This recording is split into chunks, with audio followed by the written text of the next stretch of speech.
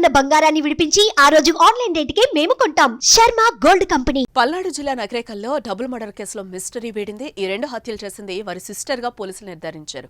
ఈ కేసుతో సంబంధం ఉన్న నిందితురాలు కృష్ణవేణితో పాటు ప్రియుడు దానయ్య మరో 4 మైనర్లను పోలీసులు అదుపులోకి తీసుకున్నారు.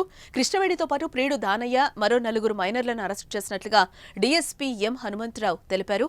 ఇక నవంబర్ 26వ తేదీన రామకృష్ణను ఇంట్లో చున్నీ బిగించి హత్య చేసి గోరంట్ల కాలువలో పడేశారు. అలాగే డిసెంబర్ 10న కానిస్టేబుల్ గోపీకృష్ణను ఇంట్లో చున్నీ బిగించి హత్య చేసి గుంటూరు బ్రాంచ్ కెనాల్లో పడేశారు.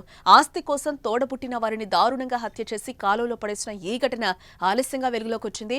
నగరేకల్లకు చెందిన పోలరాజు ఇటీవల అనారోగ్యంతో మృతి చెందాడు. ఆయన ప్రభుత్వ ఉద్యోగం కోసం కూతురు కృష్ణవేణి ఘాతకానికి పాల్పడింది. తన తండ్రి ఉద్యోగం తనకు కావాలనే ఉద్దేశంతో తన తోబుటువులైన గోపి రామకృష్ణలను దారుణంగా చంపేసి మృతదేహాలను కాలువల్లో పడేసింది. గోపి బొల్లపల్లి స్టేషన్లో కానిస్టేబుల్ గా పనిచేస్తున్నాడు. రామకృష్ణ నిరుద్యోగి. అయితే వీరిద్దరికి తండ్రి ఉద్యోగం రాకుండా తనకే రావాలన్న ఉద్దేశంతో ఇద్దరిని చంపేసినట్లుగా డీఎస్పీ హనుమంతరావు తెలిపాడు. అయితే నగరేకల్లో డబుల్ మర్డర్ కేసు సంచలనంగా మారడంతో చాలా చాకచక్యంగా వ్యవహరించి పోలీసులు కేసును త్వరగా ఛేదించారు. సద్దెనపల్లి సబ్ డివిజన్ పల్నాడు జిల్లా ఈరోజు ఈ నగరేకల్ పోలీస్ స్టేషన్ పరిధిలో ఒక సెన్సేషనల్ మర్డర్ జరిగింది. దీనికి సంబంధించి అంటే డబుల్ మర్డరు.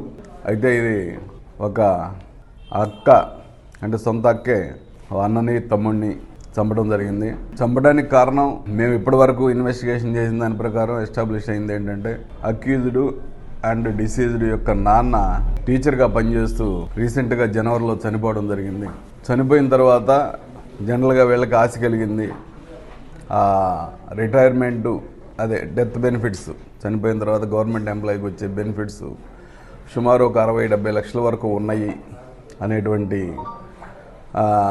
ఆలోచన వాళ్ళకి వచ్చి దాని మీద ఒకరికొకరు డిస్కస్ చేసుకొని పంచుకుందాం అని అడిగే క్రమంలో ఈ అమ్మాయి నాకు కూడా ఇవ్వండి షేరు, ఈ అమ్మాయి కూడా భర్త వదిలేసి ఉంది, సో నాకు ఇవ్వమని అన్న క్రమంలో ఈ అమ్మాయికి మేము ఇవ్వము, నీకు ఇచ్చే సమస్య లేదు, నీకెందుకు ఇస్తాము, మేమిద్దరమే పంచుకుంటాం అన్న క్రమంలో గొడవలు స్టార్ట్ అయ్యి చివరికి